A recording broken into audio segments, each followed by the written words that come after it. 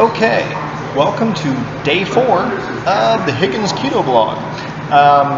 What we want to start out with today is going back over one of the things we mentioned yesterday, which is the cloud bread. And I'm actually going to demonstrate how to make it. And we actually already made some today, and we actually used it and made it and ate it and that type of thing. So I'm going to, so you guys don't have to wait 30 minutes for it to bake. We already have a couple of those made from earlier today, but I will show you the process because we're making more for tomorrow, obviously. So, is there anything you want to say before I start with that, baby? No, outside of the fact that afterwards, as I look at my list, which, like I said, I go into teacher mode the moment the camera comes on. Just talking about portioning out your carbs throughout the day is very important. So that's something that I would like to talk about. And then having and maintaining your focus. Right. And I'm sure at some point, I'm sure she's going to bring up the fact that I was longingly looking at the peanut butter and crackers that Caleb was eating earlier today. I was going to allow him to bring it up, which he did. Which I did. But anyway, so I'm going to go ahead and demonstrate this. She's going to control the camera. And it doesn't take long, and I've actually already got everything pre-prepped to make it a little quicker, and we'll go from there. How's that sound? All right. Okay, so what I did here is I've actually got 3 egg yolks already separated, and then the 3 egg whites in a completely separate bowl. All right, and then to go along with the egg yolks, there is 3 tablespoons of cream cheese and a single packet of sweetener. In this case, we're using the stevia. Okay, so what you do is you mix the cream cheese with the egg yolk and put in the sweetener, and then you mix that well. All right, until it's smooth.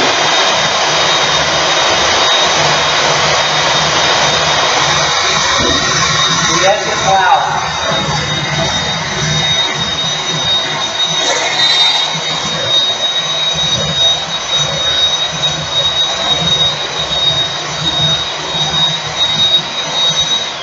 I will point out that, by the way, yes, you're already supposed to have your oven preheated to 300 degrees.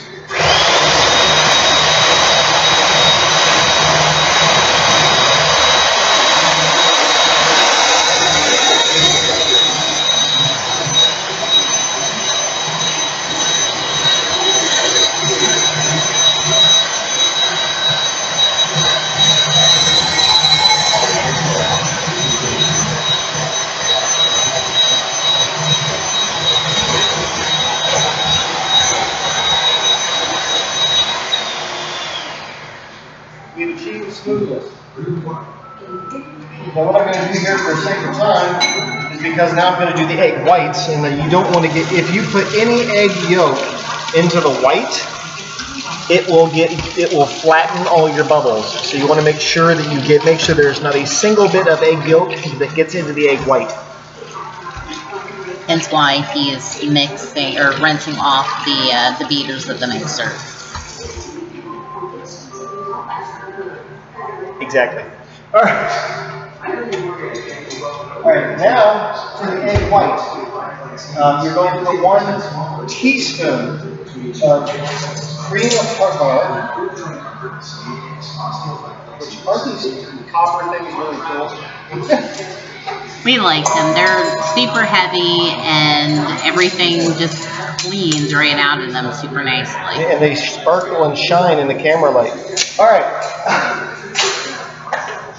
And then you're going to whip these until you get nice, fluffy, soft peaks. Okay?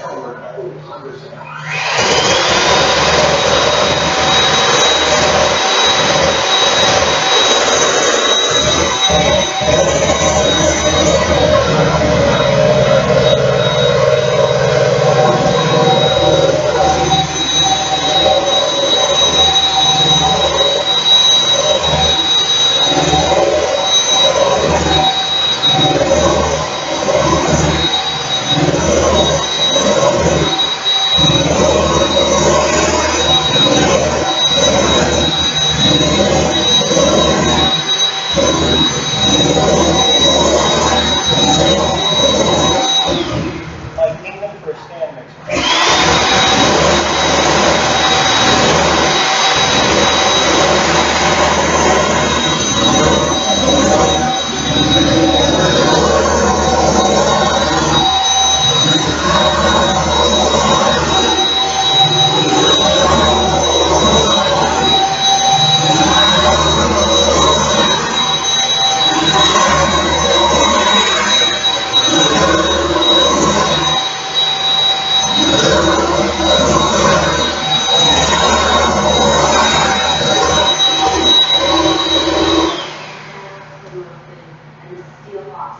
And that's exactly what you're looking for.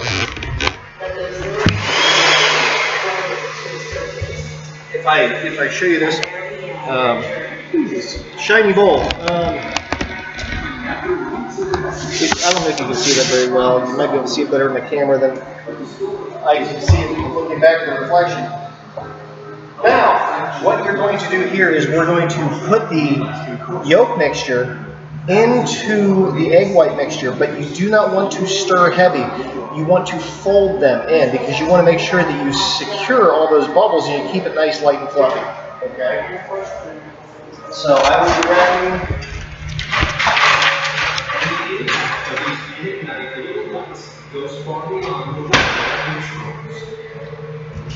Hold on a second.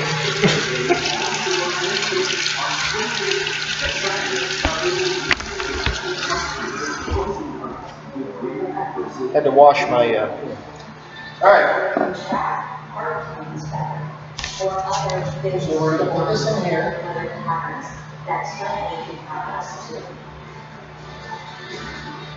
And make sure you get it all. I learned earlier today on the first batch that you don't want to leave anything behind, because if you leave something behind, you don't get as much mixture, and that can lead to not getting as many rounds. And then you just simply want to fold this. It's a very light fold. Do not crush. Just fold under and over. Fold over and under. Fold over and under. Okay? Like Alton Brown would say, I'm going to give him a shout out. And once you get to the point where it's well mixed like this, just walk away. Walk away. I know it doesn't look like it's completely mixed, just like he says, but walk away. You're done. Okay? All right. All right. Now, the oven is already preheated to 300 degrees, and I have two prepared sheets here.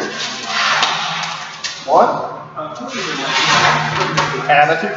All right. And we're going to dollop these with a spoon.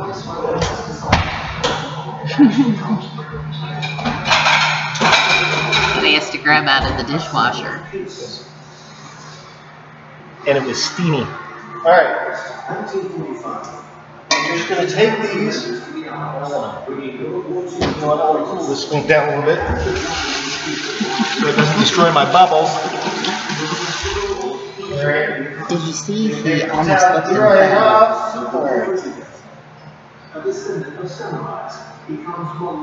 you're going to take this, and they say in the instructions that you want these to be approximately 3/4 of an inch thick and approximately 4 or 5 inches round. Like the size of the top bun of a McDonald's hamburger, which I don't know why they brought that up.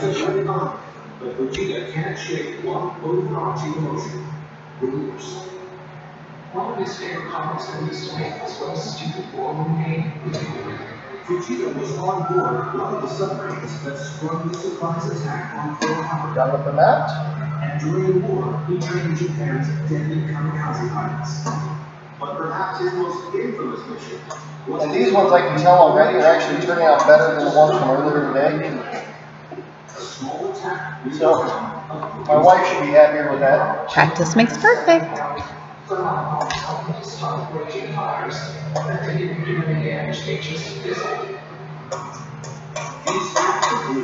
Who are they screaming about? changed from being a pirate to pacifist. You didn't want to continue the war. Okay, so there you go.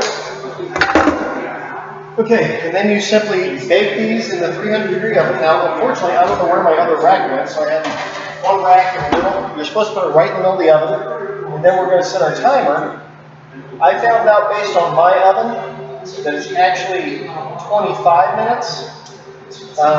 It says on the instructions 30, but it also says on these instructions you have to watch them. These are timed, but they're not. You're looking for the color to be exactly the color of the top bun of a hamburger bun, and that's when you'll know that they're completely done. Okay. We have some that are already done from earlier today, that we're going to show you why these cook, because we're not going to wait. All right.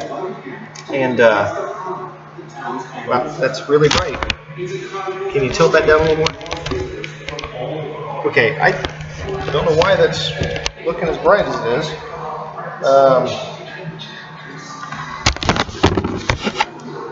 Okay. All right, and that's what they look like. They when they first come out, they actually almost look like the top bun of a hamburger bun.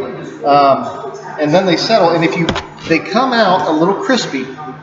Okay. Once they sit a little bit, and if you once they cool all the way down, you want them to cool all the way down. Put them in an airtight container. A lot of the moisture that's still inside will gravitate to the outside, and that's when they get that bread-like consistency. Okay? And that's basically it. I'm going to let these cook for the next 23 minutes, and we're going to move on to the next section, which is Shauna talking about portioning.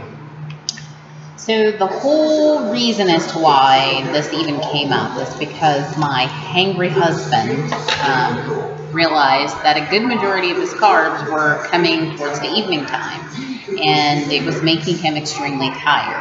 I think at some point during these 4 days, not today, because this is when we decided we were going to change this, he literally, by breakfast time, was only consuming 1 carb.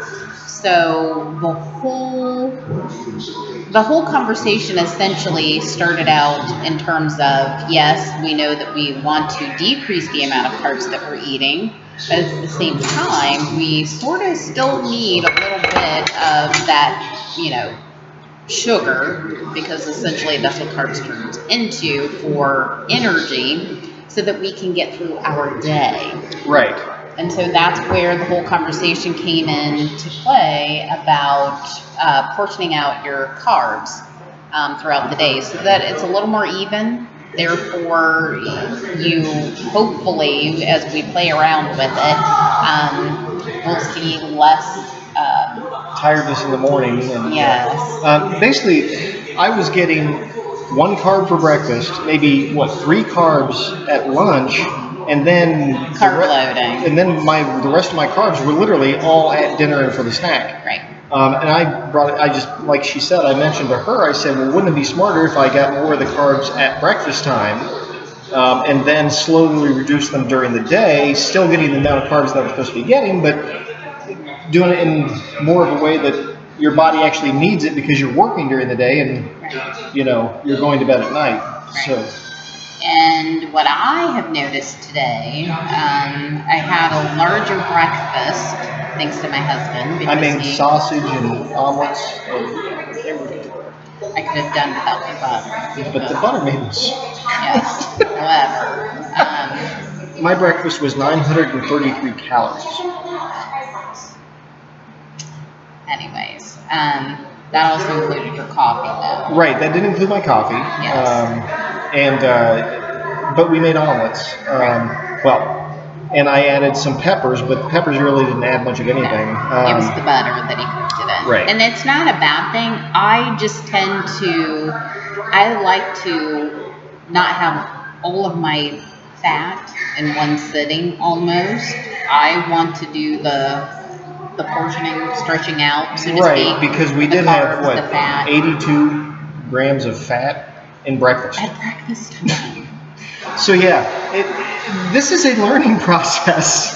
Right. So this is why we're sharing, right. Because I don't want to say mistakes, because we're still eating within the guidelines according to the Keto online calculator that we use. I feel like Thomas Edison. I didn't fail 2,000 times. I simply found another way that it wouldn't work. And so based upon how we feel and the way that we're sharing with everyone, we want to make sure that each of you understand, kind of one of those do as we say, not as we do. Or after we do it, then we can tell you don't do it this way, do it the other way. Yes. And to go along with that, there's the whole idea that, once again, we're not experts, obviously. And we're making these mistakes, and like we said yesterday, if you guys want to use us as your guinea pig, saying, "Oh, look what they just did, and they screwed up," and they admit they screwed up, I'm not going to do that. So use it for that. We are going to give you the good, the bad, and the ugly of everything that we do. I mean, if we make a mistake, we're going to let you know we made a mistake. Yeah, I mean, the whole aspect, again, of maintaining that accountability publicly to everyone is that we're being as transparent as we possibly can. We're being very open in terms of what it is that we're dealing with. Right now, I am extremely tired. I had the 800, initially it was 828 until I realized that I only had half of the calories in my coffee because I didn't drink it all. But still, it was almost a 700-calorie breakfast with the omelet, the coffee, and then for lunch, I had a pack of tuna, a tablespoon of mayo, and then 2 of the carb-free cloud bread. Right. That was it until I came home from work this evening to eat dinner. And I feel like I'm dragging, like extremely tired. Right. So I think that has a lot to do with the amount of calories that I started off with in comparison to carbs, not enough to carry me through to lunch. And certainly not enough to carry me through to dinner. Yeah. And her second cup of coffee that she had, sorry about bumping the computer there. Her second cup of coffee that she had, she ended up not being able to put anything in it because her fat intake was already done for the day. Right. So she couldn't have the bulletproof coffee. Right. She had to have just a cup of coffee with nothing in it, basically.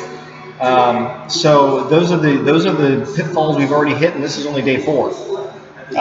So we're basically working this out, and hopefully at some point during this journey we'll be able to put together something, because even though you're never going to be perfect, I mean, you're never going to be there at the end of the day with perfect zeros, meaning you have the exact amount of fats, the exact amount of carbs, the exact amount of proteins. Which he accuses me of trying to do. She does. You know what? I'm just happy because today he actually did his own worksheet. I suffered through it. And Taylor came up behind me, put her arms around me, and goes, "Are you done yet?" Because it was time consuming. Imagine doing those twice. Right, and of course, and then I screwed up today too with my lunch. I had a sandwich made with the cloud bread, had 3 slices of provolone cheese, the roast prima della, medium roast beef, and the prima della Cajun turkey breast. I was unaware that the prima della versions of all 3 of those, because they were all 3 prima della, all 3 of them had carbs. So I had 7.5 carbs at lunch.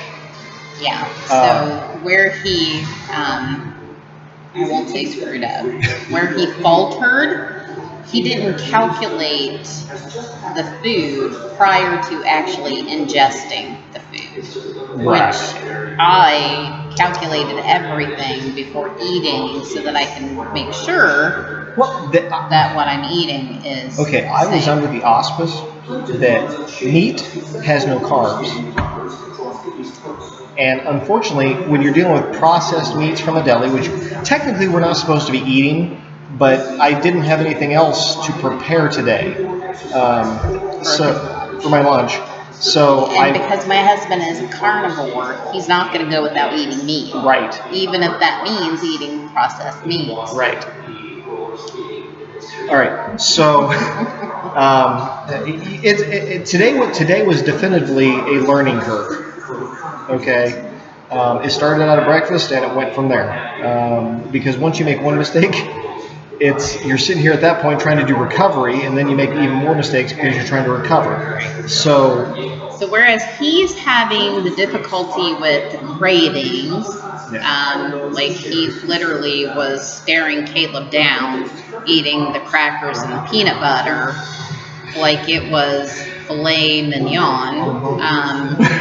I'm not having the cravings. I actually am having the headaches today. I'm extremely tired. I am so wiped out, it's not even funny. That's what I'm experiencing. So again, this, we're individuals. Everyone is going to have different side effects. I was really surprised that I did not have, and that I do not have, knock on wood, the cravings near as much as what my husband is having. Now, don't get me wrong. If somebody were to wave a bag of blue Cool Ranch Doritos in front of me, I would have to walk away. But I think that I can manage it because it's not that I have to have it. I still think there'd be a little bit of this going on with the Cool Ranch Doritos with her. I think what surprised me the most about today was the fact that you didn't finish that cup of coffee this morning. Yeah, I mean, and those of you that have already started on your keto journey, so to speak, or even just changing the way that you eat in general, and knowing that there are certain foods that you should be eating and certain foods that you should be avoiding, so to speak, you get into that rut where there's no, I don't want to say joy, because it's not even that. I have joy in eating. Yeah. It's just that sometimes I have to force myself to eat. Yeah, the pork loin chops that I made for dinner tonight were absolutely phenomenally delicious. Okay, and the broccoli was the seasoned. It was the Green Giant seasoned, whatever it is, Tuscan seasoned broccoli. Delicious. Okay, but it's that whole, you're dealing with the things that you used to be able to do that you can't. And that right there is one of the biggest things that it's going to task you. It's going to put everything in perspective, and it's going to test you on a regular basis. Say, okay, because trust me, we have 2 kids in this house, and there's a refrigerator right here, okay, that has all sorts of delicious crap in it, okay? And covered full of carbs still, unfortunately. Right, because obviously we didn't throw everything away when we decided to do this, and they still have to eat. So, that's a nice segue into the last piece, maintaining your focus. Yes. Understanding your why. Right. As to the reason behind going forward and changing the way that you eat. Yeah. We don't like to use the word diet. We prefer to say that it's a lifestyle change. Right. Are we going to maintain as strict of a carb decrease in terms of our diet? Not necessarily, but once we reach that goal weight that we have in our heads, then we'll sit and we recalculate. But in the meantime, it's having that focus. Whether it's a picture of what you looked like a few years ago, or an idea of a physique that you want to have. For me, it's being on Pinterest and looking at all of these really cool outfits that I would love to be able to, fashionably wear at work. And she's been sharing with me consistently, which makes my warning bells go off about the financial cost that it's going to be once she gets there. And the fact that I get to drive by the outlet stores on my way to work. That scares the heck out of me. Yes. Yeah. So, anyways, just maintain your why. Have that motivation, be it a picture or whatever it is, so that you understand there's a reason behind why it is that you're doing what you're doing. So. And if you can maintain that focus, keep the goal in mind. rather than today. Okay.